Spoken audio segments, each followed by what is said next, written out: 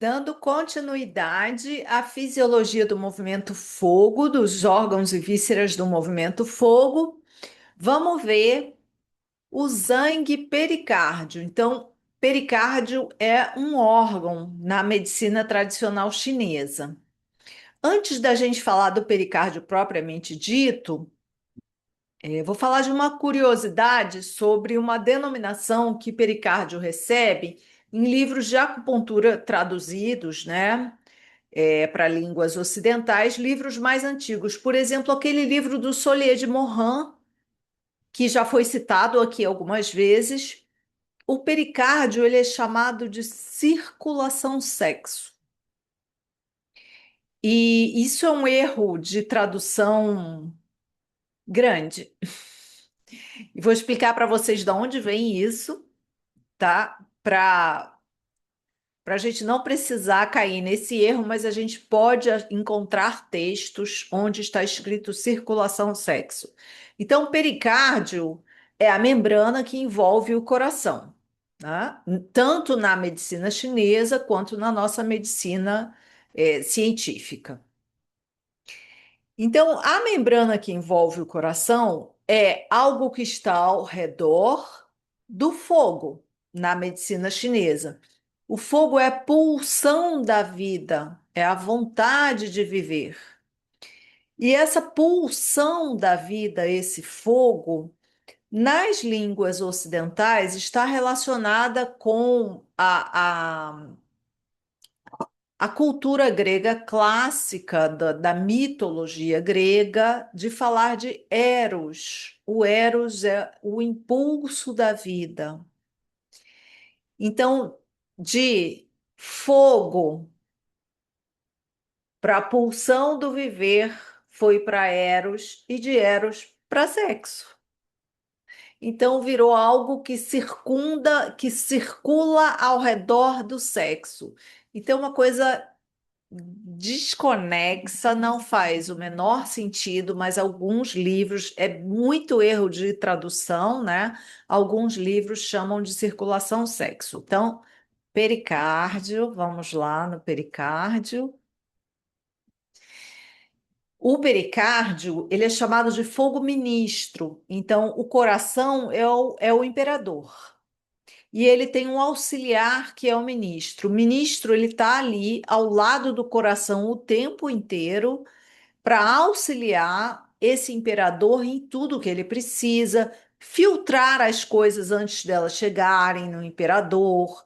Então, ninguém fala direto com o imperador. Primeiro, existem algumas etapas, né? E o ministro é o que, em última instância, vai filtrar. Não, você vai chegar até o imperador, você não vai chegar até o imperador.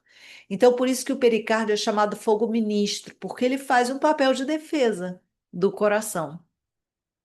Ele vai defender o coração, e aí os agentes etiológicos na medicina tradicional chinesa são chamados de fatores patogênicos. Então, aqui, FPE significa fator patogênico externo. Os fatores patogênicos externos, que são os agentes etiológicos, eles atacam primeiro o pericárdio antes de conseguir invadir o coração. Então, a medicina tradicional chinesa considera que o coração é o nível energético mais profundo, o que tem que ser mais protegido, e por isso é que o movimento fogo tem um órgão extra, um órgão de proteção do órgão imperador.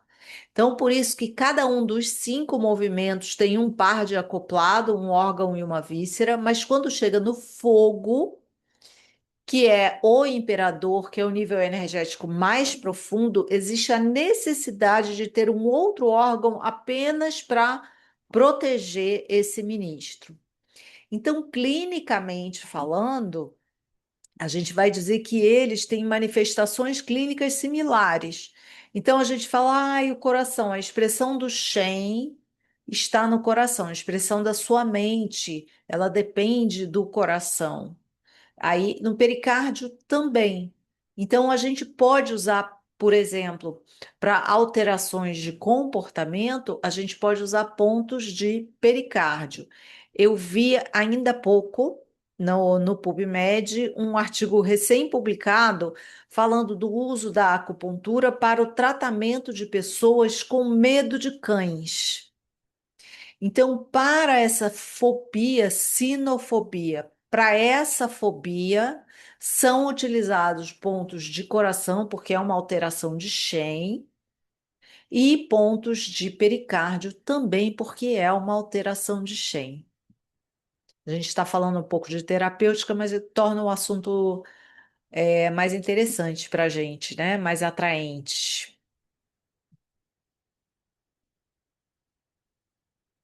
Então, o pericárdio tem horário de pico entre 19 e 21 horas.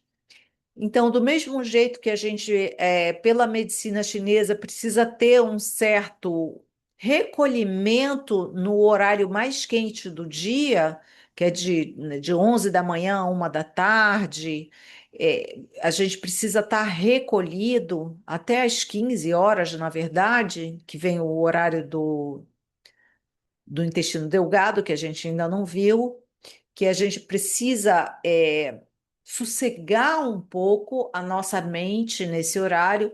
Também às 19 horas já é momento de pisar no freio.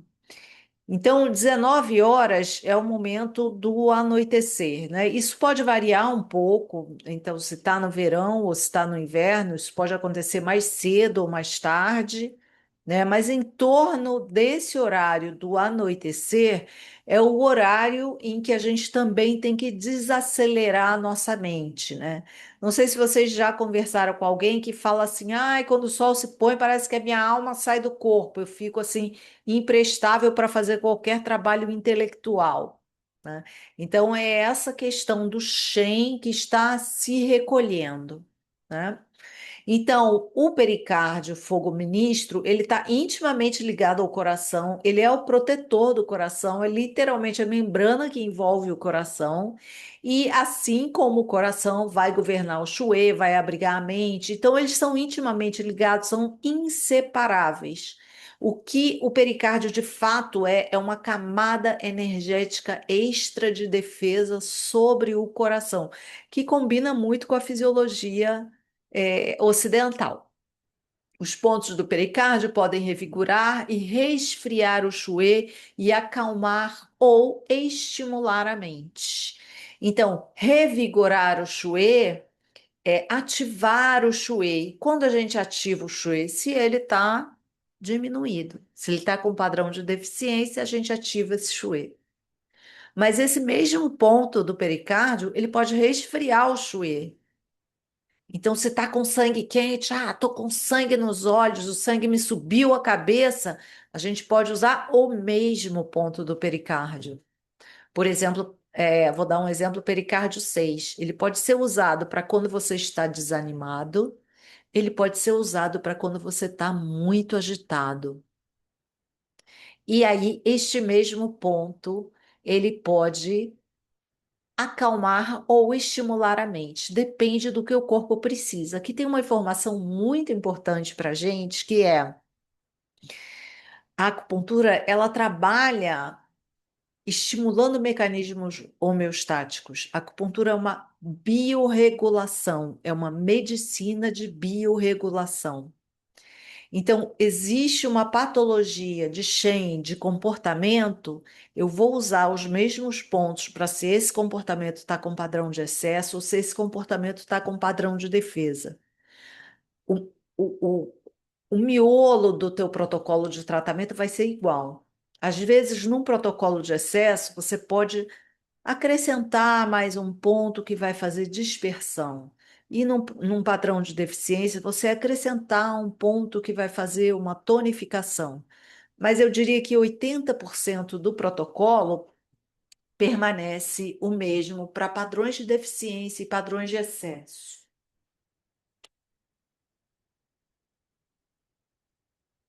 Então, só uma curiosidade de terapêutica, mas que ajuda a gente a raciocinar dentro da medicina tradicional chinesa. Em doenças febris, o pericárdio pode ser obstruído por patógeno calor, causando delírio. Então, toda vez que tem uma doença febril, o indivíduo pode ter delírio, o indivíduo pode ter, inclusive, convulsão. E o que que é a convulsão? Vou falar de novo de patologia. Convulsão é um problema na sua relação com o meio. Então, os orifícios superiores, que no seu aspecto material, cada um está ligado a um órgão, mas no seu aspecto não material, eles estão ligados à sua mente. E a sua mente é regida pelo coração, apoiada pelo pericárdio, apoiada e protegida pelo pericárdio. Se o indivíduo tem delírio ou chega a ter uma convulsão, esta relação com o meio, ela está comprometida. Então, no delírio, tem indivíduos, por exemplo, que entram em febre e que têm alucinação visual, alucinação auditiva. E o que que é isso? O olho está vendo uma coisa que não existe, o ouvido está escutando uma coisa que não existe, ou fala, tem uma fala descontrolada, né? Pode ter alucinação olfatória também. Não, estou sentindo um cheiro de. Não, não tem esse cheiro aqui. Não, mas eu estou sentindo. Então, todo esse aspecto dos orifícios superiores, que são os órgãos dos sentidos e que são regidos pelo coração, com o apoio do pericárdio, numa doença febril, isso tudo pode ficar comprometido. Por isso que pode ter uma alteração de Shen, alteração de mental. E essa alteração, às vezes, pode chegar em convulsão. Criança que tem febre alta, né? Pode ter isso. Bom, vimos a função do órgão Zhang pericárdio. Vocês viram como ela é mais sucinta, né? Ela é uma função de apoio ao coração. Ela é muito mais curta do que as funções do coração, mas a gente utiliza os pontos de pericárdio normalmente, eles não são menos importantes. Então, só reforçando o que já foi dito, né? Os canais de Ti, por onde circula o Ti e onde a gente vai inserir as agulhas, onde estão os pontos de acupuntura, que a gente vai estimular com agulhamento ou com pressão ou com várias outras técnicas, estes canais estão relacionados com os zanfo que lhes dão nome. Então, no canal do coração, canal do pericárdio, tá? Eles estão relacionados. Mas não existe, por exemplo, que o canal do intestino delgado seja menos importante do que o canal do coração. Não tem isso. E o intestino delgado, ele é menos complexo do que o coração. Ele está num nível energético menos profundo que o coração. Por exemplo, ter uma doença de delgado é, via de regra, menos grave do que ter uma doença cardíaca.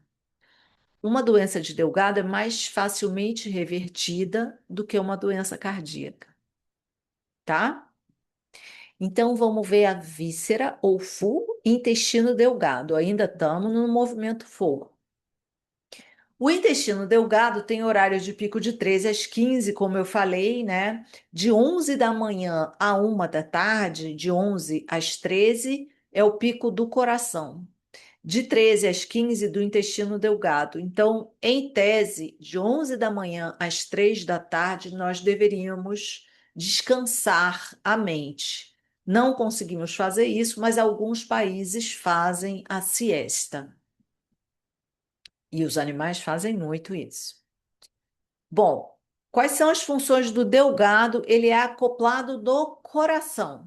Nós vimos os dois órgãos maciços, coração e pericárdio. Agora vamos começar a ver as vísceras. A primeira víscera é intestino delgado, ela é acoplada do coração.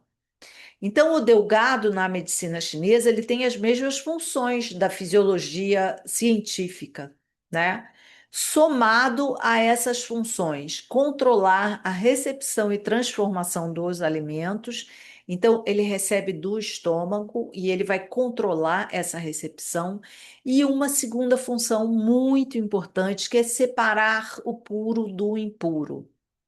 E separar o puro do impuro De acordo com a teoria do Yin e Yang, tudo tem um aspecto mais material e um aspecto menos material.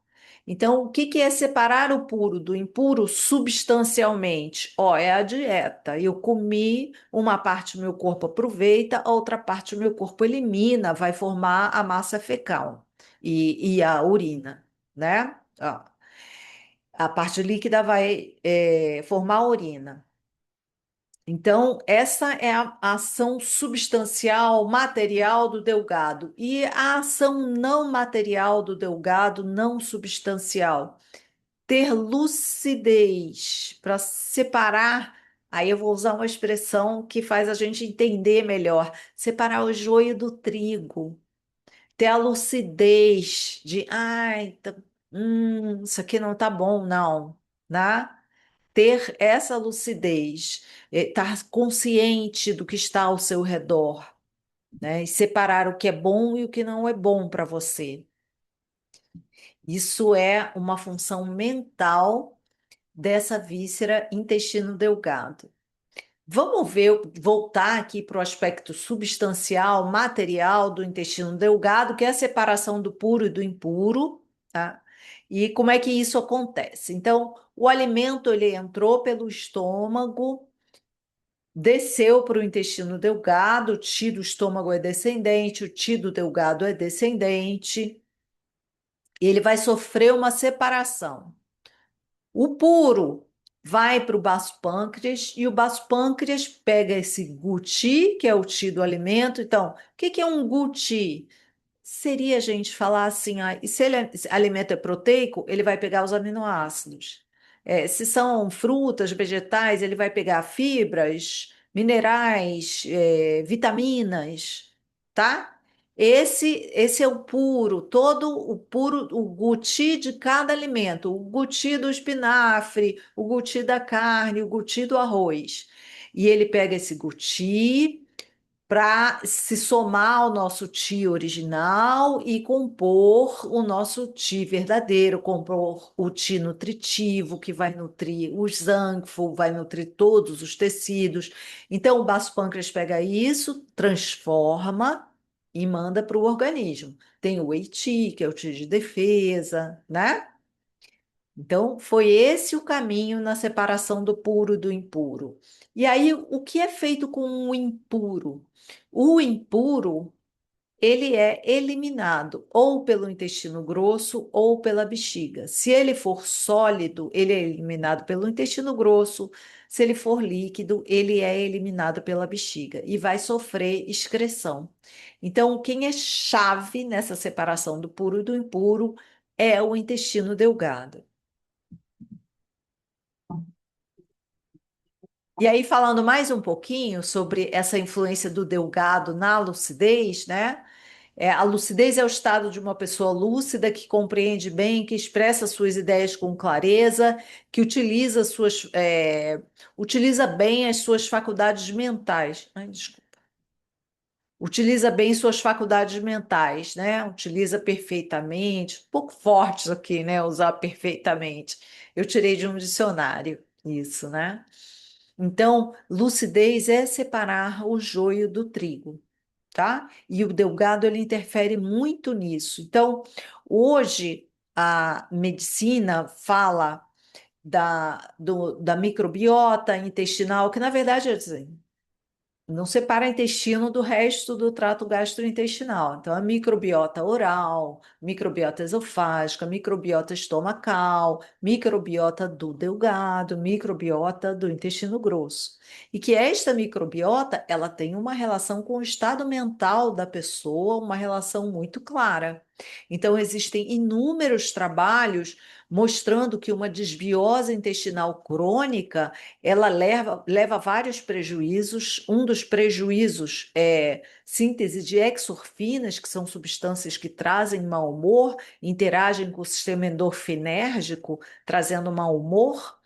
E a outra é redução da síntese de substâncias que são essenciais para a neurotransmissão.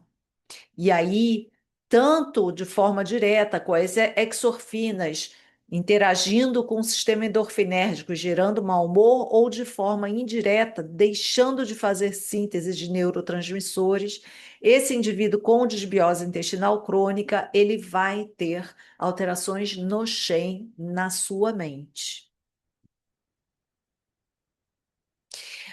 Na clínica, vou só dar um exemplo aqui. Na clínica, às vezes a gente pega um cão que tem intolerância à palpação do abdômen, ou que mais intenso é que não gosta que faça cosquinha na barriga. Então, é característica do cão doméstico ser submisso, e uma expressão de submissão é expor o abdômen, que é uma área extremamente vulnerável. Então, um cão que não gosta disso uma das suspeitas que a gente possa ter é que ele tem incômodo abdominal. E aí, uma desbiose intestinal crônica é uma coisa que não vai ter uma palpação abdominal tão explícita de uma desbiose intestinal aguda. Então, uma enterite aguda você palpa, ai, está doendo muito, né? Uma desbiose intestinal crônica, ela não vai ter uma clínica tão clara, mas ela pode estar presente nessas pequenas alterações de comportamento. Não gosta de cosquinha na barriga, não quer que pegue na barriga, você vai palpar o abdômen, ele já te olha, tá? Ele deve ter uma sensação estranha no abdômen, tá? Uma sensação inconveniente no abdômen. E aí eu trouxe isso para dar um exemplo de como também essa desbiose intestinal crônica, ela pode alterar o comportamento de um cão e a gente ter essa percepção na prática clínica. Qual a relação entre intestino delgado e coração? Então, quando a gente fala assim, rim e bexiga acoplados, ok, tranquilo. Baço, pâncreas e estômago, a gente entendendo que baço, pâncreas significa trato gastrointestinal, né? E estômago, ok também, muito cinético, muito tranquilo. Mas quando a gente vai. Bom, rim e bexiga, né? Fígado e vesícula biliar também, tranquilo de entender. Aí vai assim, nossa, mas coração e intestino delgado? Negócio mais difícil, né? Então, tem essa relação no aspecto psicológico, que é essa capacidade de separar o joio do trigo, que é essa lucidez, que, veja bem, este é um dado com o qual a medicina trabalha e a medicina veterinária trabalha com essa questão da desbiose intestinal crônica e alterações mentais. Este é um dado que vem sendo divulgado de 15 anos para cá. 15, 18 anos para cá, mas não mais do que isso. E a medicina tradicional chinesa já trazia essa informação há milênios, né? E existe uma relação, então, dessas funções, como eu acabei de falar, de desbiose intestinal crônica, liberação de exorfina, redução da síntese de neurotransmissores, a gente vai ter uma desnutrição subclínica, tá? Subnutrição, né? Que se denomina. Então, terminamos delgado, que foi o acoplado do intestino grosso. Agora nós vamos ver triplo aquecedor. Para ver o triplo aquecedor, eu convido vocês a assistir o próximo vídeo, a próxima aula.